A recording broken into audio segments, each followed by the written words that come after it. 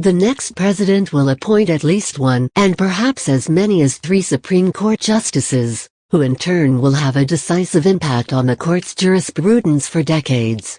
But last night's presidential debate revealed that neither of the major party candidates understands what Supreme Court justices are supposed to do. Moderator Chris Wallace started the discussion off on the wrong foot by asking the candidates where they want to see the court take the country, implying that justices are legislators in black robes, pursuing a policy agenda instead of deciding the controversies that come before them. Both candidates seem to agree with that premise. Donald Trump promised that the justices that I'm going to appoint will be pro-life and will therefore vote to overturn Roe v. Wade, the 1973 ruling that discovered a right to abortion in the 14th Amendment's Due Process Clause. There are good reasons to think Roe v. Wade was wrongly decided, or at least that its constitutional rationale left much to be desired. But a justice's personal views on abortion are logically and legally distinct from the issue of Roe's soundness. A conscientious justice strives to separate his policy preferences from the question of what the Constitution allows or requires. Even if you think abortion should be banned, it does not necessarily follow that the Constitution allows states to ban it. And even if you think abortion should be legal, it does not necessarily follow that the Constitution prohibits states from banning it.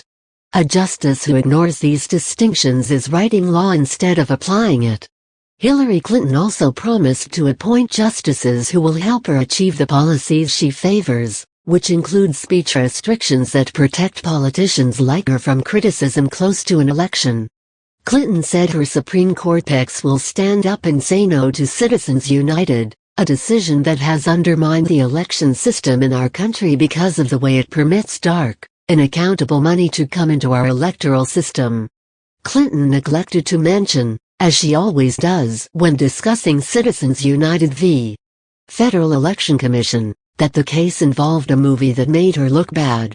The court concluded that a conservative group organized as a non-profit corporation had a First Amendment right to present Hillary, the movie on pay-per-view TV while Clinton was seeking the Democratic presidential nomination in 2008.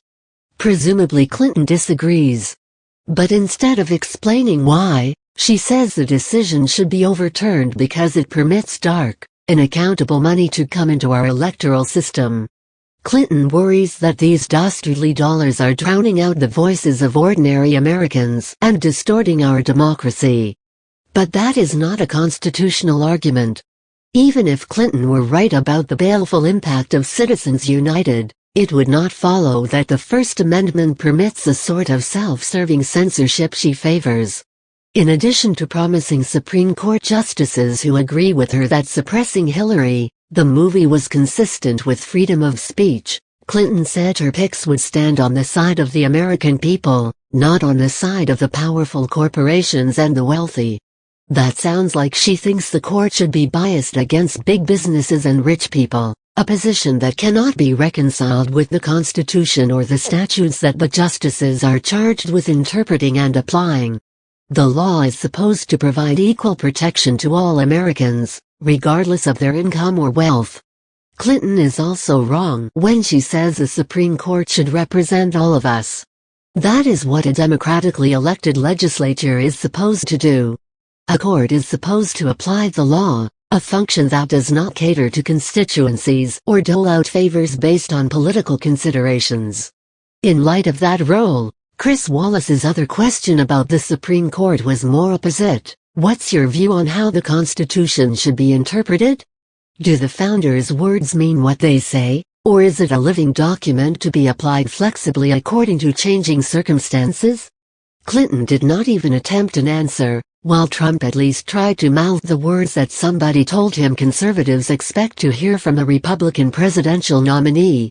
The justices that I am going to appoint will interpret the Constitution the way the founders wanted it interpreted.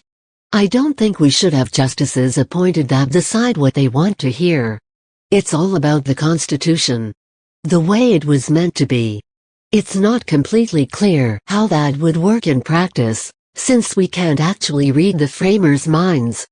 But Trump's description seems consistent with interpreting constitutional provisions based on the original public understanding of them, the approach favored by Justice Clarence Thomas.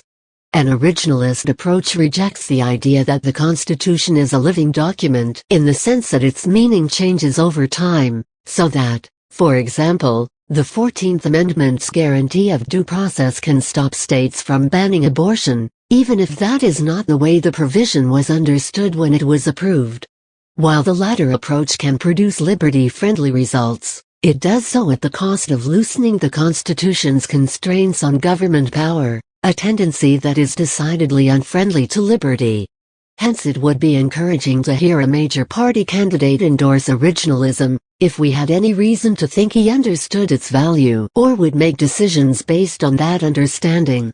It's hard to believe that's true of Trump, who thinks the Constitution has 12 articles, empowers judges to sign bills, authorizes presidents to rewrite libel law, and allows the government to take away the citizenship of people born in the United States. Trump claims he has read the Constitution, but if so he did not retain much. Meanwhile, in areas such as freedom of speech, gun control, surveillance, executive power, and federal authority, Clinton takes positions that are plainly inconsistent with the Constitution.